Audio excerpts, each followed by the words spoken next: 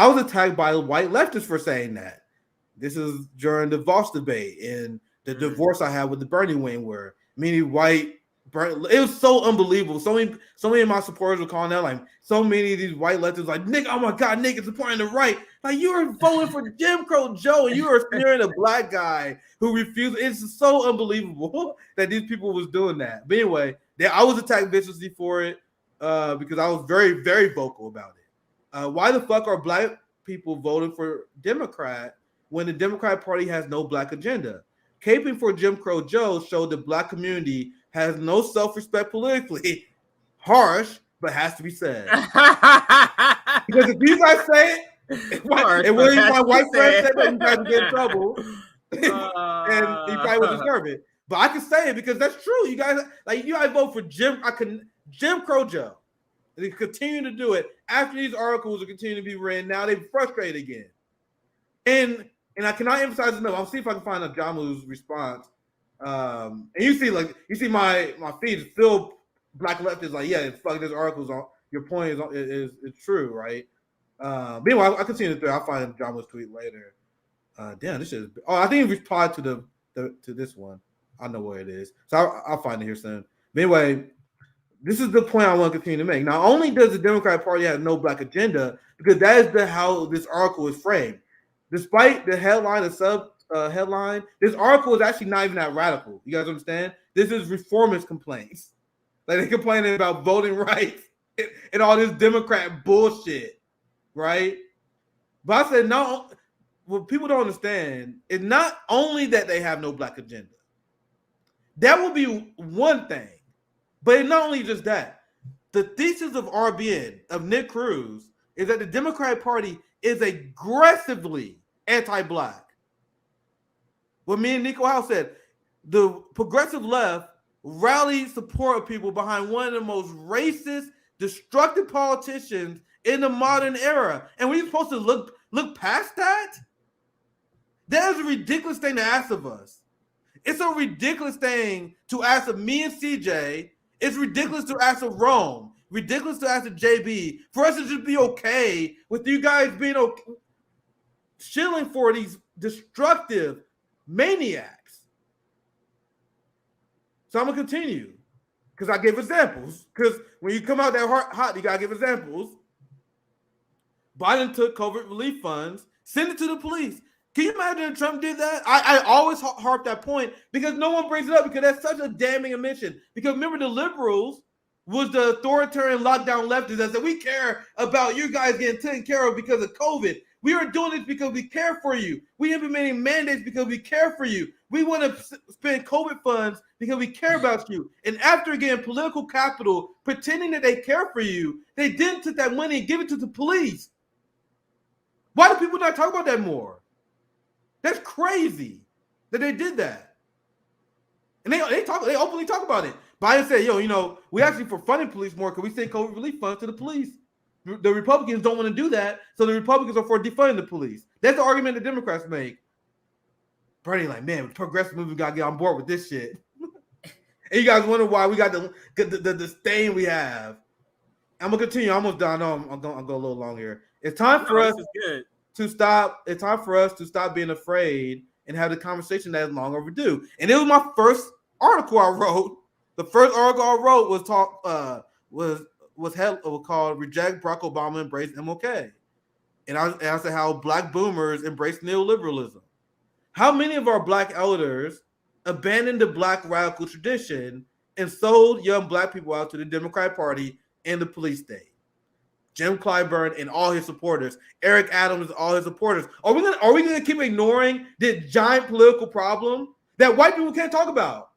If a white leftist talks about this, Black Twitter will find a fucking business. So guess who got to say it? This giant political problem that I noticed my entire life to the point before I started a YouTube channel, the first thing I did politically was write a Substack about this because it's so destructive to our community that I can talk about this all fucking day. But no one in the black community want to talk about it, CJ, because it's civility politics. You don't want to be mean to the black boomers who sold us out. And the black boomers who didn't, we're not talking about you. Mark Kimberly, which I said she need to be boosted. A John Brock who maintained his revolutionary spirit. And countless others. Let me get to the last part. There's so much to say about this. And this is the article. I had to show you guys a screenshot because it's from New York Times. If you guys want to check it out, if you guys can get past the pay the block, whatever. And I said, for those who don't know, and I'll show you guys this throughout the segment, this story is written every fucking election. Every election, ever since I followed politics, I have seen this story. Then black people suck it up and continue to vote for their oppressor. And honestly, it's so pathetic. This is Jamu. I'm going to reply to this part. And I want to show this is Jamu, one of the black elders that have been leading the fucking way. That despite the pushback that he got from his own generation, that him, Mark Kimberly, Dr. Cornel West, and others got from the generation, they held their head high and continued to fight. Jamu was a real one. He was calling out Barack Obama when it was devastatingly unpopular in our community. Yeah. You think Jamu couldn't have made? Do you think Mark Kimberly couldn't have made a capitalist calculation and said, "Man, we got to establish a journalist. The best thing we could do is say, oh, Barack Obama's not that bad, and we can grow our subscriber base." Do you guys know how big Black Agenda Report could have been if they sold out to the Democrat Barack Obama machine? But they didn't. In fact, it took a ton of blowback from these sold out boomers. So you're a Jamu. Even this article tries to steer the conversation away from class-based issues that working class black folks really care about and which both parties are unable or unwilling to address. Where are the reformist policies of Build Back Better that Democrats promised? Absolutely. Well said, Jamu. I'm showing you guys a tweet I said a long time ago. Well, like it's like my mission statement. Like, bro, my number one goal. I tell you, after Super Tuesday, I would just rage tweets. I would just rage tweets. I said, I promise the fucking God, my number one goal is to get as many black people out of this fucking party as possible. I still remember that first tweet. That was like my declaration.